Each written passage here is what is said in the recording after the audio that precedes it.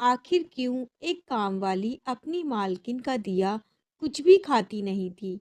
नए शहर में व्यवस्थित होना तभी पूर्ण माना जाता है जब अच्छी कामवाली मिल जाए।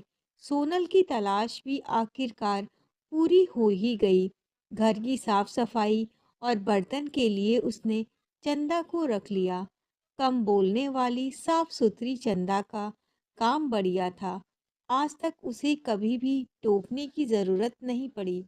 बस उसकी एक ही आदत सोनल को अखर जाती थी।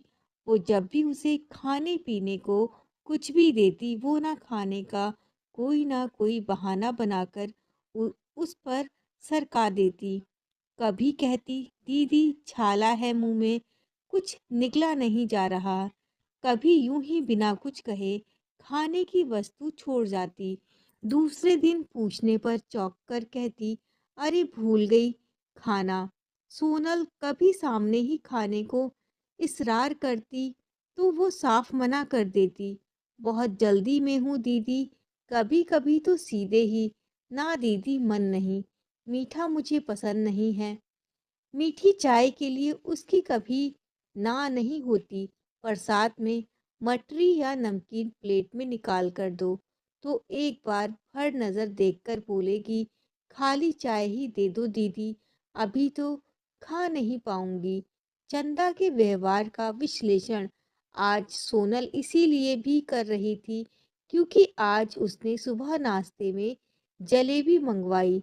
चंदा को भी थोड़ी सी प्लेट में डालकर दी और वहां से हट गई कि शायद सामने खाने में कुछ संकोच हो। कुछ देर बाद वो आई तो देखा उसकी जलेबी वहीं रखी थी और वो काम करके जा चुकी थी। चंदा के व्यवहार से मन में चिढ़ के भाव उत्पन्न हुए तो सामने ऐसे कई प्रसंग घूम गए जब चंदा ने ऐसा किया। याद आया जब एक बार उसे प्लेट में हलवा दिया तो वो उस पर नज़र डालकर बोली, दीदी अभी मन नहीं है, दरअसल घर से खाकर आई हूँ। फिर एक दिन जब मेरठ वाली जीजी आई तो प्लेट में मिठाई निकालते समय ध्यान दिया कि चंदा की नज़र मिठाई पर रह रहकर लगी थी। उसने मिठाई का एक टुकड़ा, ले तुम्हारे लिए है, खा लेना कहकर स्लैब पर रख दिया, पर मिठाई का टुकड़ा वैसा ही अछूता रह गया। सोनल को वो दिन भी याद आया जब एक दिन वो खीर बनाकर हटी ही थी कि चंदा आ गई। खीर का बर्तन खाली करते हुए उसके लिए जरा सी खीर कटोरी में डालकर जरा जोर से उसने कहा, खा लेना चंदा, हमेशा की तरह छोड़ ना देना। तब वह सक पकाकर अपनी नजरें झुकाते हुए बोली, दीदी आज बहुत जल्दी है, टाइम नहीं है खाने का। कहती हुई वो फुर्ती से काम करने लगी। दीदी जाऊं? चलते समय उसने सोनल से पूछा तो वो चिढ़कर बोली, हाँ इसमें पूछना क्या है, काम हो गया तो जा। ये सुनकर वो सिर झुकाए निकल गई। उसके लिए कटोरी में निकाली खीर को उपेक्षित पड़ा देख मन खिन्न हो गया था। खुद पर खौफ हुई, क्यों उसे खाने को कुछ देती है। मन ने तुरंत चुगली की कि क्यों वो उसे खाने को देती है। मन में गहरा बैठा कि जब भी कुछ अच्छा बने तो थोड़ा सा इन्हें भी दे दो तो शरीर में लगता है। इसी के चलते चाहे ना चाहे वो देने वाली आदत से बाज ना आ पाती। पर आज तो पानी सिर से ऊपर चला गया था। गरम गरम जलेबी छोड़ गई। उसने सोच लिया कि अब वो कभी भी उसे खाने को ना कुछ देगी ना पूछेगी। महीना डेढ़ महीना बीत गया। चाहे मेहमान आए या कोई तीज त्योहार पड़े, वो भूल कर भी चंदा को खाने को कुछ नहीं देती। तभी एक दिन सोनल लड्डू बनाने के लिए बेसन भून रही थी। उस समय चंदा अपनी 4 साल की बेटी को लेकर आई।